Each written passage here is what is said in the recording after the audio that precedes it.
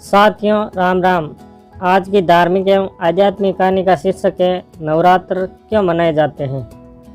प्राचीन समय में एक नगर में एक ब्राह्मण रहता था। वह माता भगवती का बहुत बड़ा भक्त था। उसके एक बहुत ही सुंदर कन्या थी जो सर्वगुण संपन्न थी और उसका नाम था सुमति। वह अपने पड़ोस के बच्चों के साथ खेला करती थी। उसके पिता रोजाना माता दुर्गा की पूजा करके हवन किया करते थे और वह भी उस समय वहां उपस्थित होकर अपने पिता के साथ पूजा करती थी। एक दिन सुमति अपनी सहेलियों के साथ खेलने में इतनी मग्न हो गई थी कि वह माता दुर्गा की पूजा में उपस्थित नहीं हो पाई। यह देखकर उसके ब्राह्मण पिता को बहुत गुस्सा आया और उन्होंने गुस्से में अपनी बेटी से कहा कि बेटी सुमति, आज तुमने माँ दुर्गा की पूजा नहीं की है और इसकी सजा के रूप में मैं तेरा विवाह किसी कुष्ठ दरिद्र व्यक्ति से करा दूंगा। अपने पिता का ऐसा वचन सुनकर सुमति को बहुत दुख हुआ और उसने पिता से कहा कि हे पिता, मैं आपकी ही बेटी हूँ और जैसी आपकी इच्छा हो वैसा ही करो। आप चाहे मेरा विवाह किसी से भी करवा दो, पर होगा वही जो मेरे भाग्य में लिखा है। मेरा अटल विश्वास है कि हम जैसा कर्म करते हैं हमें उसी के अनुरूप फल मिलता है, क्योंकि कर्म करना मनुष्य के अधीन है और फल देना ईश्वर के अधीन है।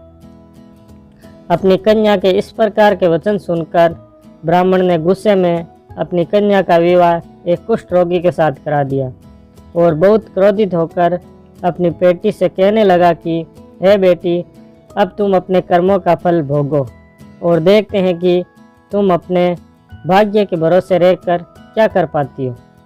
अपने पिता के ऐसे कड़वे वचन सुनकर सुमति के मन में विचार आया कि मेरा बहुत दुर्भाग्य है कि मुझे ऐसा पति मिला।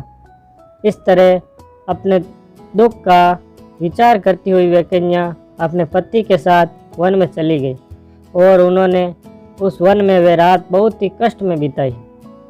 उस गरीब कन्या की ऐसी दशा देखकर माता भगवती उसके पिछले जन्म के पुण्य कर्मों के प्रभाव से प्रभावित होकर उनके सामने प्रकट हुई और सुमति से कहा कि मैं तुमसे बहुत प्रसन्न हूँ, तुम मुझसे जो चाहे वरदान मांग सकती हो। माँ भगवती का ऐसा वचन सुनकर सुमति को थोड़ा अजीब लगा। सुमति ने पूछा कि माँ, मैंने ऐसा क्या किया है कि आप मुझे वरदान देने के लिए तैयार हो। तब माँ भगवती ने कहा कि मैं आदि शक्ति हूँ और मैं तुम्हें वरदान इसलिए दे रही हूँ क्योंकि तुमने अपने पिछले जन्म में अच्छे कर्म किए हैं। माँ भगवती ने सुमति को उसके पिछले जन्म की कहानी सुनाई और बताया कि तुम पिछले जन्म में एक चोर की बीवी थी और वह चोर एक बार चोरी करते हुए पकड़ा गया तो राजा और उसके सैनिकों ने दोनों पति पत्नी को जेल में डाल दिया। अब वहाँ न तो कुछ खाने को था और ना ही पीने को कुछ था। अब हुआ ऐसा कि जब वे दोनों पति पत्नी जेल में थे तब नवरात्र चल रहे थे और जाने अनजाने में दोनों पति पत्नी ने नवरात्र में न तो कुछ खाया और ना ही कुछ किया और इस प्रकार उनके नवरात्र के व्रत पूर्ण हो गए। इसलिए सुमति को वरदान मिला। अब यह सुनकर सुमति ने सोचा कि मैं वरदान में क्या मांगूं। थोड़ी देर सोचने के बाद सुमति ने मांगा कि वे मेरे पति को बिल्कुल ठीक कर दे। माँ भगवती ने उसका वरदान उसे दे दिया और उसके पति को बिल्कुल ठीक कर दिया। उसका पति निरोग होकर बहुत ही सुंदर कांतिवान हो गया। वह ब्राह्मणी पत्नी अपने ब्राह्मण पति की ऐसी काया देखकर देवी की स्तुति करने लगी और कहने लगी कि आप दूसरों की दुर्गति को दूर करने वाली, तीनों लोगों का संताप हरने वाली, समस्त दुखों को दूर करने वाली, समस्त रोगी मनुष्यों को निरोग करने वाली, प्रसन्न होकर मनवांछित फल देने वाली और दुष्टों का नाश करने वाली जगत की माता हो। आपने पिता द्वारा तिरस्कारित मुझ जैसी अबला का उद्धार किया है। माता, मैं आपको प्रणाम करती हूँ।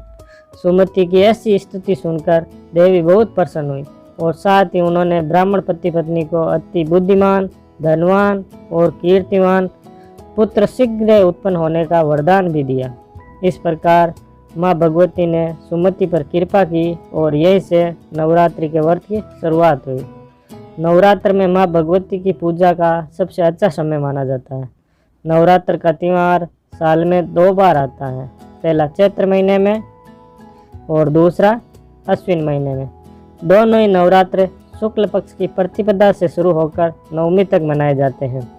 अश्विन महीने में आने वाले नवरात्र को खास माना जाता है और इसे शारदीय नवरात्र भी कहते हैं। ये वही नवरात्र है जब सब जगह गरबा की धूम होती है और व्रत रखते हैं। नवरात्र का अंतिम दिन माँ नवमी के रूप में जाना जाता है। देश के अलग अलग हिस्से में नवमी अलग अलग तरीक़ों से मनाई जाती है।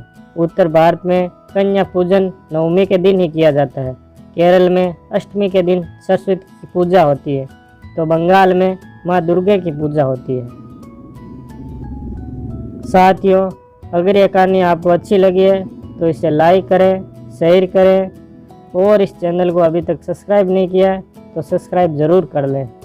साथ ही बेल आइकन को क्लिक कर दें ताकि नया आने वाला वीडियो सबसे पहले आपको मिले।